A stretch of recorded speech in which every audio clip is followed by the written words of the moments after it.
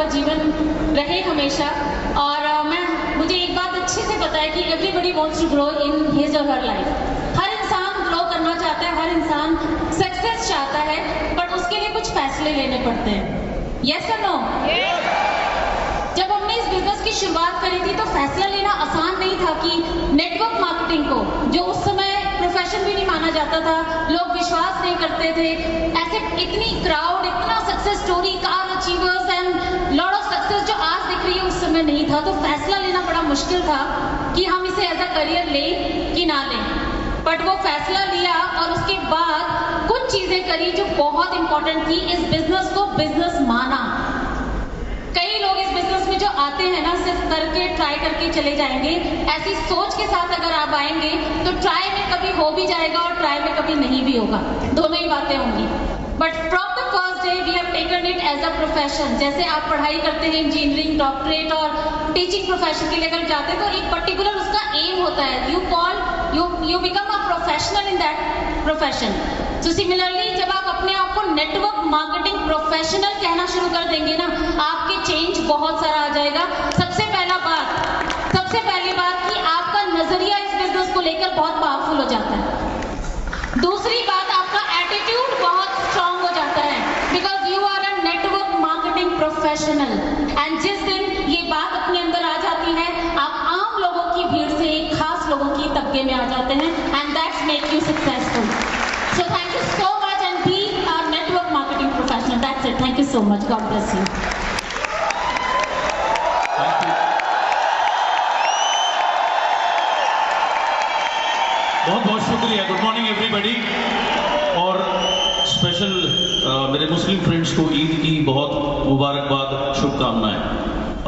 दोस्तों, कल मैं हिमांशु गौड़ और सुमांशु गौड़ जी की टीम में से बहुत से लोग बाहर से आए हैं, तो उन्होंने ब्रॉन्स एंड अबव को बुलाया था हेड ऑफिस में और मुझसे समय लिया था। तो कल मैं शाम को उनसे मिलने गया तो वहाँ किसी ने मुझसे एक सवाल पूछा, सर एक शब्द में आप बता दीजिए आपके कैरेक्टर में किस चीज़ ने कामयाबी में सबसे बड़ा रोल प्ले किया। तो वो एक शब्द क्या है? तो मैंने कहा था पैशन, जुनून, कामयाब होने का जुनून। आज आपने जतिन जी की स्टोरी को सुना। जब मैं पहली बार इनसे मिला था, इन्होंने सही कहा, इनको हिंदी भी नहीं आती थी, इनके आधे शब्द मेरी समझ में नहीं आते थे। इनको वेस्टीज बोलने में 2 साल लगेंगे, वेस्टीज बोलते थे, मुझे समझ में नहीं आता था। लेकिन इस इंसान के अंदर क्या बात थी? एक जुनून था। पहली बार जब ये आए मेरे इस सेशन में जब आए थे अटेंड करने के लिए, वो इनको डायरेक्टली वीआईपी में बुला दिया गया। अब इन्होंने कोई प्लान नहीं देखा, कुछ नहीं देखा। तो उसके बाद ये बैठे मेरे साथ में और मैं इनको समझा रहा था, तो एक व्यक्ति आया, बोला कि किसके ऊपर टाइम वेस्ट कर रहे हो, ये कभी सक्सेसफुल नहीं हो सकता। ये मेरी इनसे पहली इंट्रोडक्शन थी। लेकिन उसके बाद जब भी मैं भुवनेश्वर गया, उस समय भीड़ का तो कोई प्रश्न नहीं उठता था, एक एक करके लोग लेकर आते थे। ये इंसान पूरे दिन लगा रहता था। इसके पिताजी हॉस्पिटल में थे, रात भर पिताजी के साथ हॉस्पिटल में रहना और दिन भर एक एक आदमी को पकड़ कर लाना मेरे पास, ताकि मैं उनको उसको 1-on-1 दिखा सकूं। वहां से इस आदमी ने अपना नेटवर्क बिल्ड किया।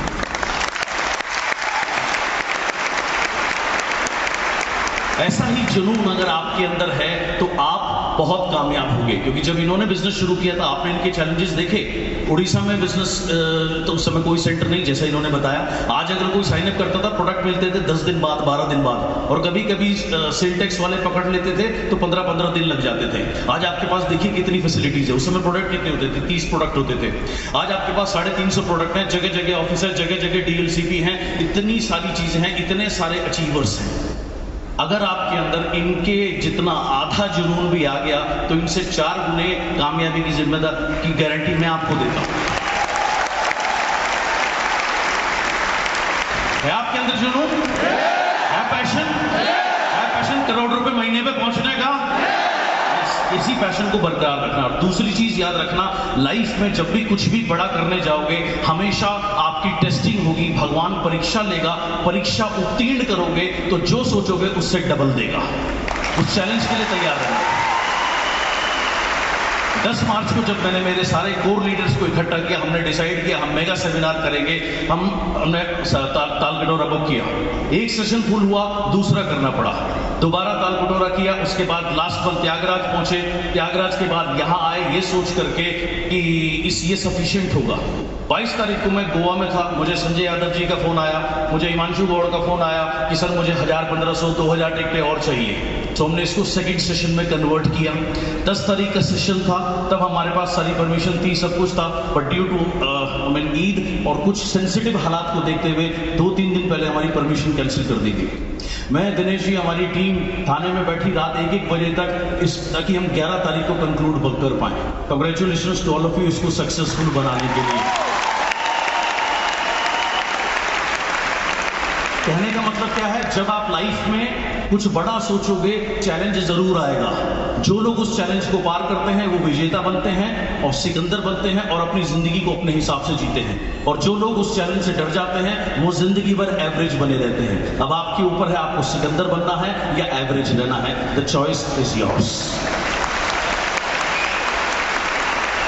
लास्टली इतना ही कहूंगा कि ये बिजनेस सबको बराबर का मौका देता है। ये बिजनेस नहीं पूछता आपकी जेब में पैसे कितने हैं, आपकी एजुकेशन कितनी है, आपका मजहब कौन सा है।